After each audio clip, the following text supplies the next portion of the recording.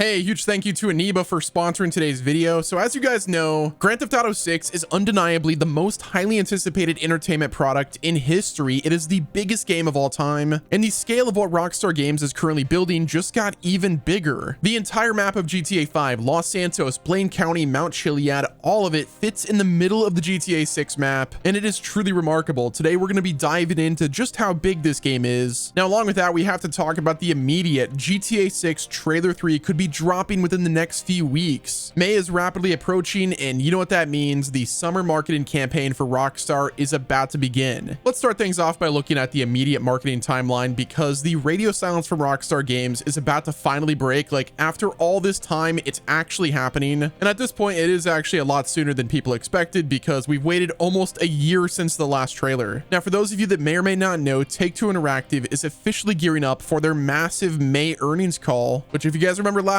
year, this is arguably the most important investor meeting of the entire year, especially for us. Now, during previous financial breakdowns, specifically the last one, Take-Two Interactive's CEO Strauss Zelnick explicitly went on record to confirm that major marketing beats for GTA 6 are coming down the pipeline very soon. Now, if we go back to exactly what happened last year, Rockstar completely broke the internet when they dropped Trailer 2 on May 6th of 2025. And it's been a year of essentially total silence from Rockstar Games and Take-Two. But with the highly anticipated May investors call rapidly approaching and the official release date seemingly remaining locked into, November 19th without, any internal delays or like an official delay, them dropping a brand new trailer right now is incredibly smart. And I think at this point it's got to happen. Like, the game is releasing this year, at least we think, so a trailer just makes sense. And because of that, I firmly believe that we are going to see Trailer 3 drop around the 1-year anniversary of Trailer 2. It is the perfect scenario for them. Dropping a gameplay focused trailer in early May instantly reignites the hype. Like, that's the part that I think a lot of people want to see at this point. Like, we've seen all the cinematic stuff and, in-game engine footage, but until we see like real actual gameplay, I don't think many people are going to believe that this game is real. They need something that will completely dominate the conversation, and them,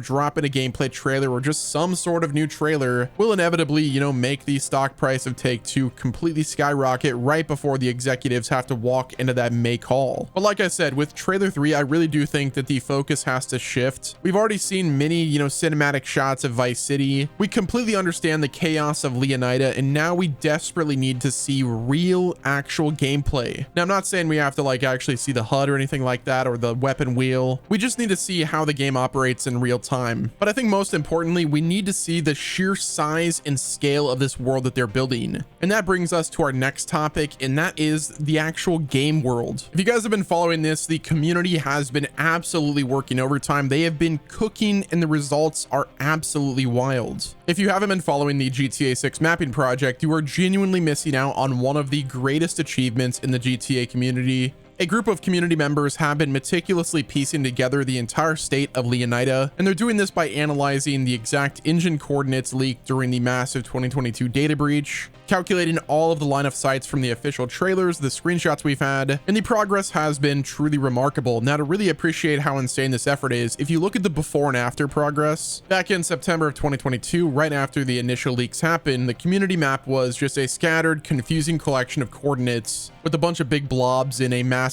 empty void. It gave us a pretty vague idea of where Vice City was located, but honestly, that was just about it. But now if you jump forward to today, you have to just look at this beauty. The latest update to the map, specifically version 11 created by Giannis, this V11 is straight up breathtaking. Like, it is so highly detailed. Like, I'm convinced that these dudes are actual map makers. Like, these guys know exactly what they're doing. But the map itself details the insane urban centers, massive deep bodies of water, highly intricate airport runways, and dense swamplands. It proves that Rockstar is not just building a slightly larger version of Vice City, they're building an entire, fully realized, diverse state. And the sheer landmass itself is going to take so long to explore. Like, I can't even imagine exploring this by foot. Like, someone's probably going to do it as soon as it launches. I know for a fact that's going to happen. Walking from one side of the GTA 6 map all the way to the other, like, dude, that's going to be crazy. But to truly understand the scale of this GTA 6 map, we have to look at the direct physical comparison to the current standard of the franchise, when you take the entire map of GTA 5, and I mean like the absolute entirety of it. So we're talking Los Santos, Vinewood Hills, you know, the Alamo Sea, Mount Chiliad, Polito, Grand Sonora Desert, literally everything, and you overlay it on the community map, the results are absolutely wild. The entire horizontal width of GTA 5 completely fills up the middle of the map. Now it's worth mentioning that some of the ratios and stuff might not be like fully accurate. It is very possible that the map is a lot smaller, but I really need you to think about that for a minute. Like, guys, if this is the case and the world that we've been playing in and exploring for actual over a decade only takes up like the middle part of this map, and there's still like basically an entire other GTA map that you could fit in, like that is going to be mind-boggling. The scale is just inconceivable. Like in GTA 5, if you jump into a supercar and drive from Los Santos Airport all the way to, you know, Polito Bay, it takes a solid amount of time. It genuinely feels like a road trip, and it's like really scenic and fun. Now in GTA 6, driving from the southern tip of Leonida all the way up to the mountains is going to be an absolute massive undertaking. Like there's a possibility that we might run out of gas before we even get to the top of it. Probably not, but like just think about it. Like that would be insane.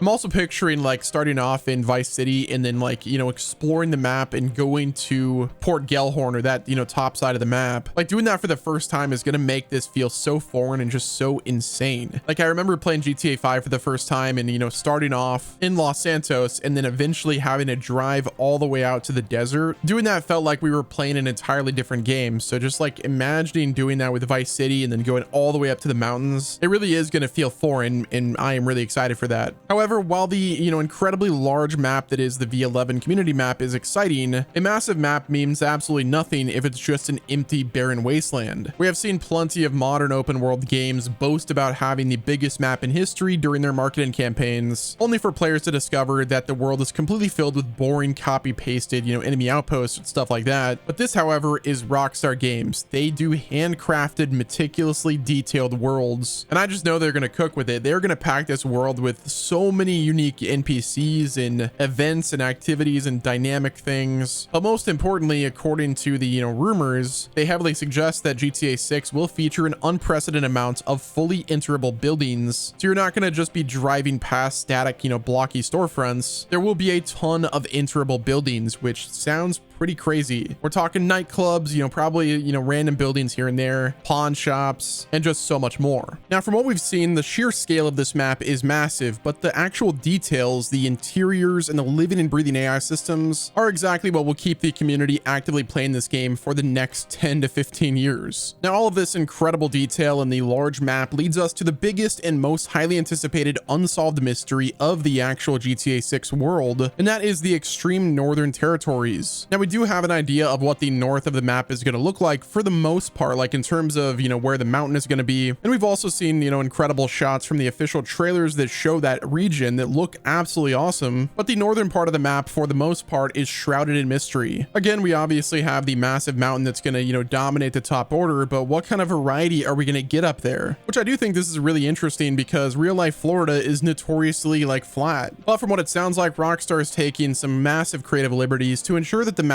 has quite a bit of diversity. It looks like they're heavily pulling inspiration from the neighboring states like Georgia and incorporating some of the Appalachian Mountains into the northern borders of Leonida. Now, I am really curious to see like what the outer edges of the northern side of the map are going to look like. Is the entire map going to be like an island like Los Santos where it's ocean on, you know, every aspect of it? I'm guessing that's going to be the case, but again, it's hard saying. I'm just really curious to see what exactly is hiding in these mountains. What kind of predators are we going to expect in this region? What kind of Easter eggs are we going to see? Like, is there going to be like fully explorable cave systems? How much are they actually going to be cooking with this? Like, obviously, if you look at the GTA 5 map, there's quite a bit of variety, so I'm guessing we will see that same thing with GTA 6. But again, that is the biggest mystery surrounding the overall open world map. One thing is for certain though, all of the variety is really going to ensure that the vehicle traversal, the off-roading, the incredible jumps that we're going to be able to do is going to be awesome. I'm also really curious about the weather systems. Are we going to see like actual hurricanes go through? Will there be like dynamic weather systems like water spouts in the ocean? There's so many questions that I have that I just can't wait to learn about. One thing is for certain though, when trailer 3 finally drops and Rockstar officially pulls the curtain back on the actual in-engine gameplay, the entire internet is going to completely shatter, and I look forward to that day. But that's going to wrap it up with this video. Let me know what your thoughts are down in the comment section. Hit the like button if you enjoyed, subscribe with the noties on, and until next time, this has been Wes, and I'll talk to you guys in the next video.